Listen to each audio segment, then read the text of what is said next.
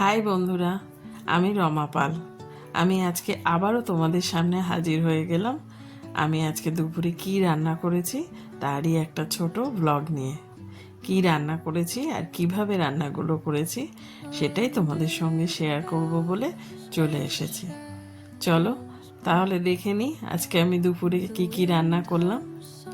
আজকে দুপুরে রান্না করেছিলাম এই যে চিংড়ি মাছের মাথা দিয়ে চিচিঙ্গা ভাজা, চিংড়ি মাছ দিয়ে আলু পটল দিয়ে একটা পাতলা ঝোল মতো করেছি, আর ভেন্ডি সেদ্ধ দিয়েছি, আর উচ্ছে আলু সেদ্ধ দিয়েছি। ব্যাস আজকে এটুকুই করেছি। চলো তাহলে দেখে নিই, সেদ্ধগুলো দেখানোর তো আর কোনো প্রয়োজন নেই। তাহলে দেখে নিই চিচিঙ্গাটা কিভাবে করেছিলাম। প্রথমেই তেলের মধ্যে একটু সর্ষে আর একটা শুকনো লঙ্কা ফোড়ন দিয়ে ওর মধ্যে দিয়ে দিলাম দুটো ছোট সাইজের পেঁয়াজ কুচি করে দিয়ে দিলাম। তারপর দিলাম 2-4টে কাঁচা লঙ্কা। ঝাল তোমরা যে যেমন খাবে সেরকমভাবেই দেবে। তারপরে দিয়ে দিলাম ওর মধ্যে যে চিংড়ি মাছের মাথাগুলো বেটে রেখে দিয়েছিলাম দিয়ে দিলাম, ভালো করে ভাজা ভাজা করে নিলাম। তারপরে দিয়ে দিলাম চিচিঙ্গাগুলোকে।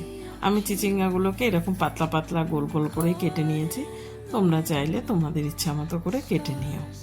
চিচিঙ্গা থেকে যেহেতু প্রচুর পরিমাণে জল বেরোয়, ওই জন্য ঢাকা দিয়ে রেখে দিয়েছিলাম বেশ কিছুক্ষণের জন্য।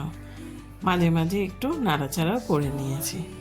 ব্যাস জলটা যতক্ষণে শুকিয়ে গেল আমার চিচিঙ্গা ভাজাও হয়ে গেল রেডি। একটু মিষ্টি দিয়ে নামিয়ে নিলাম। আর করেছিলাম আলু পটলের তরকারি চিংড়ি মাছ দিয়ে। পটল আলু আর চিংড়ি মাছটাকে আগে ভেজে তুলে রেখে ওই তেলের মধ্যেই দিয়ে দিলাম একটু সাদা জিরে ফোড়ন দিয়ে, তার মধ্যে দিয়ে দিলাম একটা টমেটো আর কয়েকটা কাঁচা লঙ্কা চিড়ে দিয়ে দিলাম।